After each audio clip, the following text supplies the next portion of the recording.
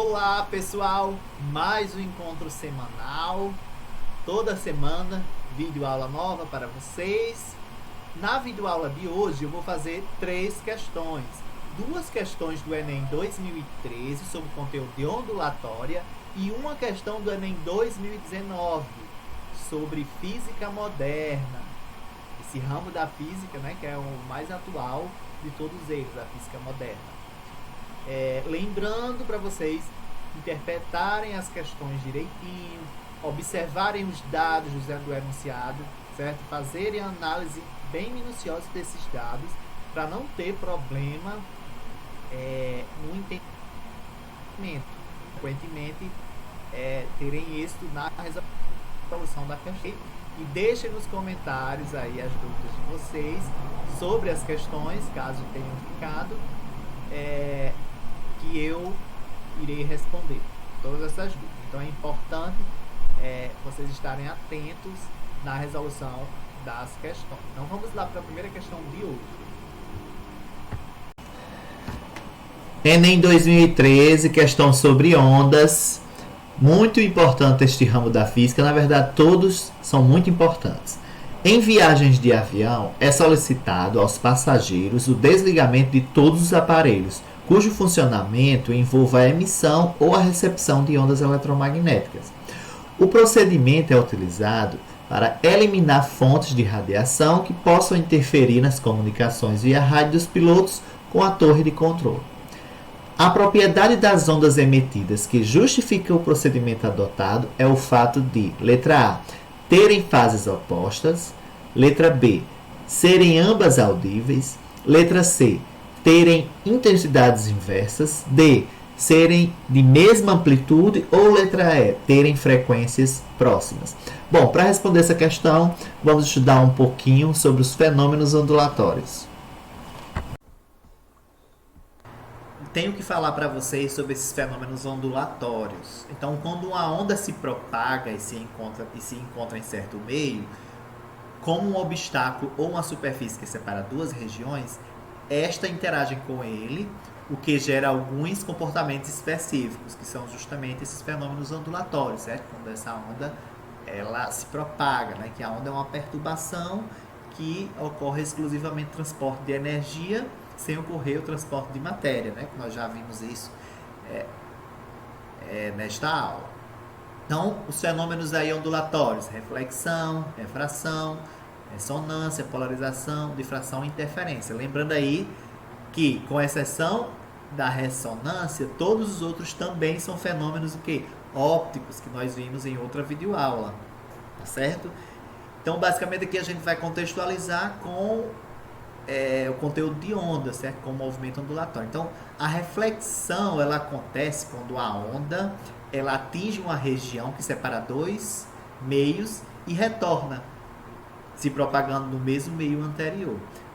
Aí, por exemplo, na figura nós observamos, nós temos o raio de onda incidente, ele bate no meio 1, né? E ele é refletido no mesmo meio, certo? No mesmo meio 1. Então, desta forma, não há alteração na velocidade de propagação. Então, isso é uma característica da reflexão, que não ocorre alteração na sua velocidade de propagação, tendo em vista que essa velocidade ela vai depender apenas do meio. Então, se eles se encontram no mesmo meio, não vai ser alterada a velocidade de propagação. Nem na frequência, que só depende da fonte emissora. Então, a fonte emissora aí que vai caracterizar essa frequência. Belezinha? Lembrando aqui na reflexão que o ângulo de incidência ele é igual ao ângulo refletido, certo? Esse é o que caracteriza também a reflexão. Estão no mesmo plano, são coplanares, ok? A refração acontece quando a onda atinge uma região que separa dois meios e a atravessa, passando a se propagar no outro meio. Então, ela passa do meio 1 para o meio 2. Então, observa aí justamente na figura que esse raio ele está passando pelo meio 1 e adentra o meio 2. Ele passa de A para B. Cada meio tem um índice de refração diferente, certo? Dessa forma, há alteração na velocidade de propagação, já que está em meios diferentes, o que gera uma alteração no comprimento de onda também, mas sem que haja alteração na frequência, porque a frequência ela vai depender exclusivamente da fonte emissora, certo? Cada meio vai ter seu índice de refração. O ar tem um índice de refração, a água tem um índice de refração, beleza? A difração, ó, quando uma frente de onda encontra um obstáculo, esta reflete parte da energia da onda e transmite a outra. É por isso que conseguimos escutar um som emitido, ó, de um muro, mesmo estando do outro lado. Ou alguém gritando dentro de uma casa, alguém fora pode ouvir também, certo? Porque essas ondas elas contornam os obstáculos e aí perpassam para as pessoas poderem ouvir, no caso, né? Se for um grito, enfim, dependendo de que onda seja essa, né? Nós vimos que as ondas elas se classificam em mecânicas, eletromagnéticas e também podem ser gravitacionais. O som ele é uma onda mecânica, certo? A polarização como é que acontece, né? A polarização de uma onda. Então, uma onda para ser polarizada, ela tem que estar orientada em uma única direção ou plano através da passagem em um dado meio, chamado de polarizador. Somente ondas transversais elas podem ser polarizadas, certo? As ondas longitudinais elas não podem ser polarizadas, ok? Então, polarizar uma onda significa orientá-la em uma única direção ou plano através da passagem em um dado meio, beleza? Ressonância, que vai ser importante, ó. Quando uma vibração externa com frequência próxima ou igual à frequência natural de vibração de um sistema é emitida na direção deste, o sistema absorve fortemente a energia dessa onda, aumentando a amplitude de suas vibrações. Nesse caso, ó, dizemos que o sistema está em ressonância. E graças à ressonância é que é possível, ó, estourar uma taça de cristal apenas com a voz. Você dá um grito e aí se uma das frequências que está sendo emitida aí nesse grito coincidir com a frequência natural da taça de cristal, ela vai quebrar. Uma situação também em relação aos soldados aí marchando em uma ponte. Se a frequência dessa marcha coincidir com a frequência natural da ponte, ela pode cair. E isso até já aconteceu, certo? Você pode dar uma pesquisada sobre isso, ok? Então, a ressonância, uma faixa de frequência está coincidindo com a frequência natural de um meio, ok? A interferência ela ocorre quando duas ondas se encontram e se superpõem. E aí nós temos dois tipos, a interferência construtiva, que vocês podem observar aí na figura, quando duas ondas, ó, se encontram em fase e elas se somam, estão na mesma fase. E a destrutiva, ó, quando ondas que estão em fases opostas se encontram, certo? E ocorre aí uma interferência destrutiva, beleza? Bem, tendo visto todo este conhecimento teórico, chegamos agora na resolução da questão. Ondas de rádio ou celular possuem características semelhantes, podendo interagir.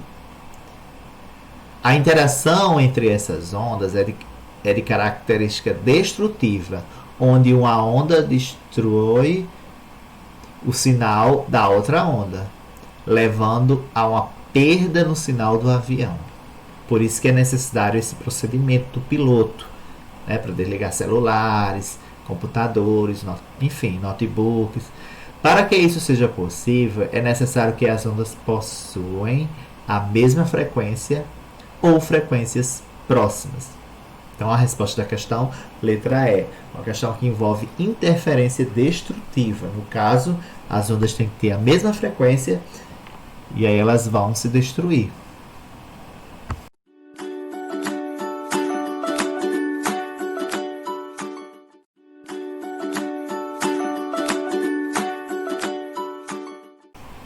Mais uma questão da edição do Enem 2013, também sobre ondas. Vamos à leitura.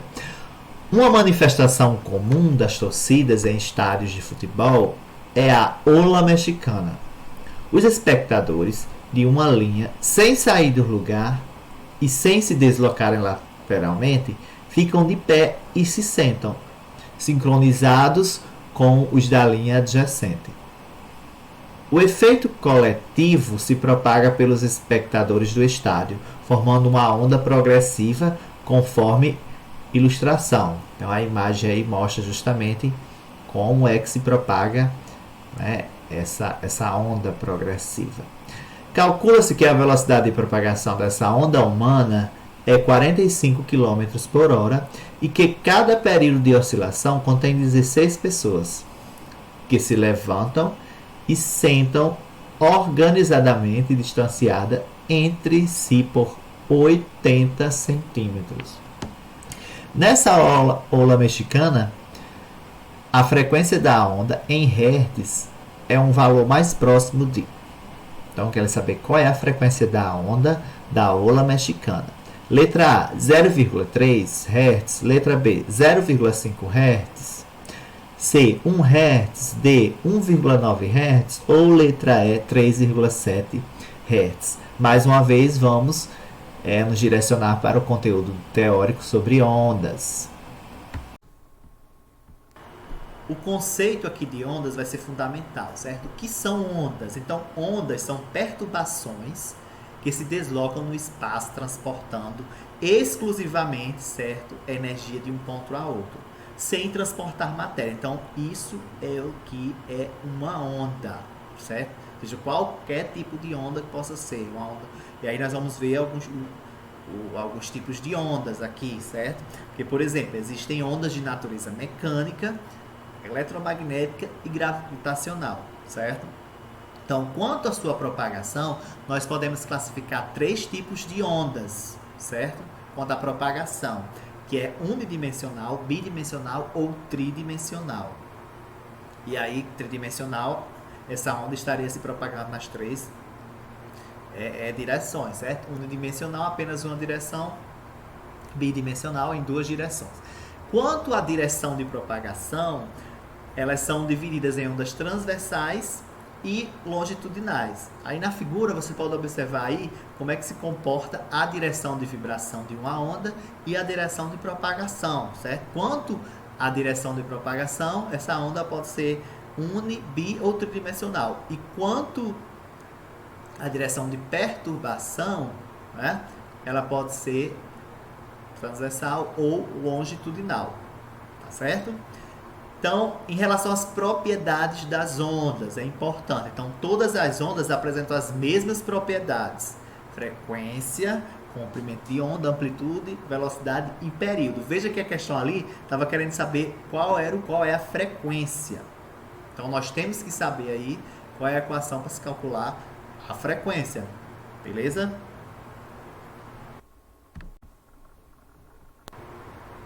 Nesta figura aqui, nós podemos observar as propriedades das ondas, certo? A primeira delas, por exemplo, é o comprimento de onda, que o comprimento de onda ele é representado por uma letra grega, lambda, e equivale ao espaço que as ondas percorrem até que realizam uma oscilação completa, certo? Então, veja aí que na figurinha ele indica aí uma faixa de comprimento de onda, que seria a distância entre 2 cristas.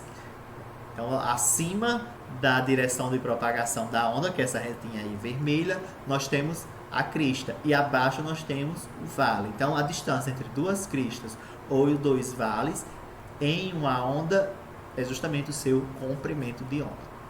O que é a frequência? A questão aí está querendo saber justamente qual é a frequência, né, de vibração do automóvel. Então, a frequência da onda ela é dada pelo número de oscilações que ela realiza a cada segundo, certo? Então, isso é frequência. A unidade para a frequência no SI é o Hertz.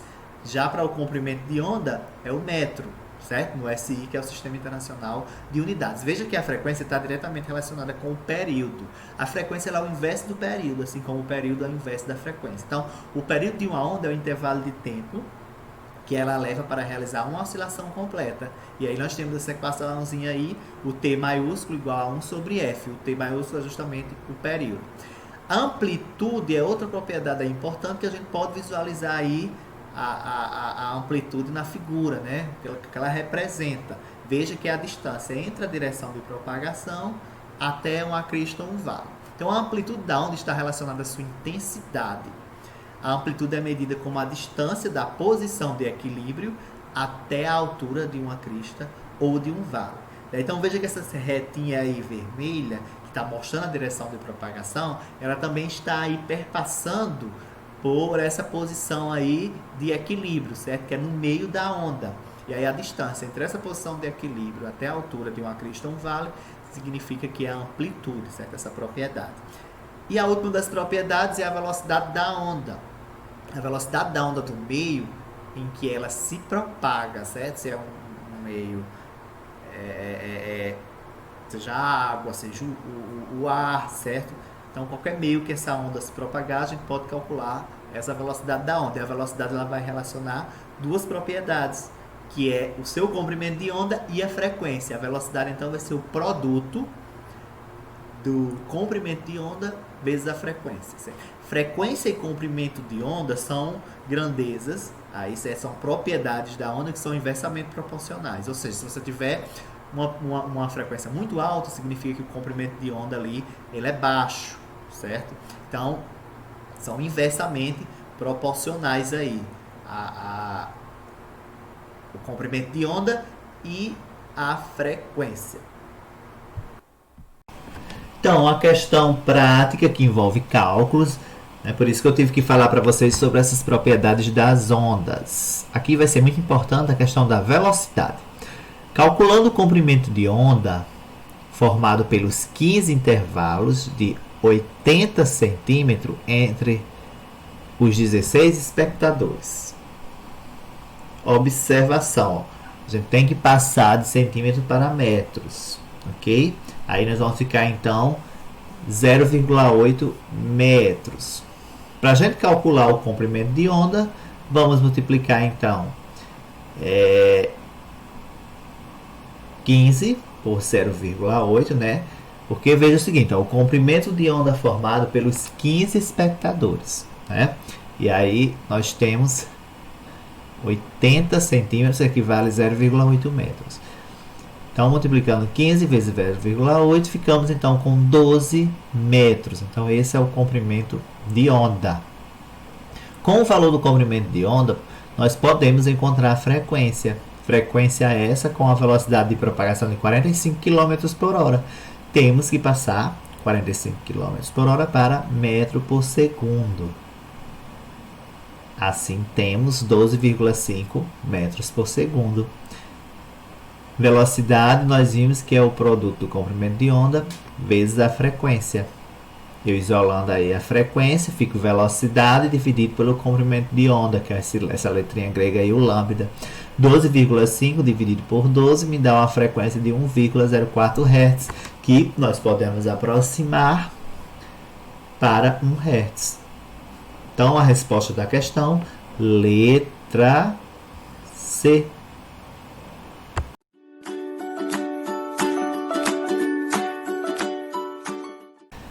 Questão do Enem 2019, da última edição, sobre física moderna. Vamos à leitura.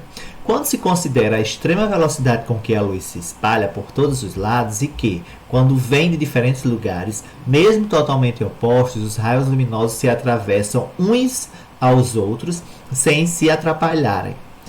Compreende-se que, quando vemos um objeto luminoso, isso não poderia ocorrer pelo transporte de uma matéria que venha do objeto até nós, como uma flecha ou bala atravessa o ar, pois certamente isso repugna bastante a essas duas propriedades da luz, principalmente a última. Esse texto aí é do Tratado sobre a Luz de Christian Young, 1986. Então, olha, o texto contesta que concepção acerca do comportamento da luz. Letra A. O entendimento de que a luz precisa de um meio de propagação, difundido pelos defensores da existência do éter. Letra B. O modelo ondulatório para a luz, o qual considera a possibilidade de interferência entre feixes luminosos. Letra C. O modelo corpuscular defendido por Newton, que descreve a luz como um feixe de partículas. D. A crença na velocidade infinita da luz, defendida pela maioria dos filósofos gregos. Ou é a ideia defendida pelos gregos de que a luz era produzida pelos olhos. Vamos à resolução da questão. Muito interessante essa questão sobre física moderna, porque vejam o seguinte, no texto da questão, ele é criticado o modelo corpuscular da luz, pois a luz supostamente não pode comportar-se como se fosse um projeto, flecha ou bala, propaganda-se no ar. E isso é identificado justamente no texto a seguir, olha, esse destaque do texto da própria questão. No texto há a seguinte passagem: isso não poderia ocorrer pelo transporte de uma matéria que venha do objeto até nós, como uma flecha. Isto contrapõe a ideia corpuscular da luz a qual Newton era adepto, certo? Então, o modelo corpuscular da luz fora proposto por Newton em desacordo com o comportamento ondulatório proposto por Young. Então, a resposta é a letra C.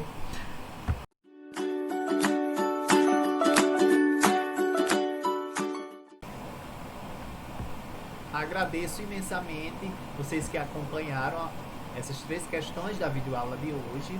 É muito importante que vocês tenham entendido, e tenha ficado claro para vocês como foi resolvida cada uma dessas questões.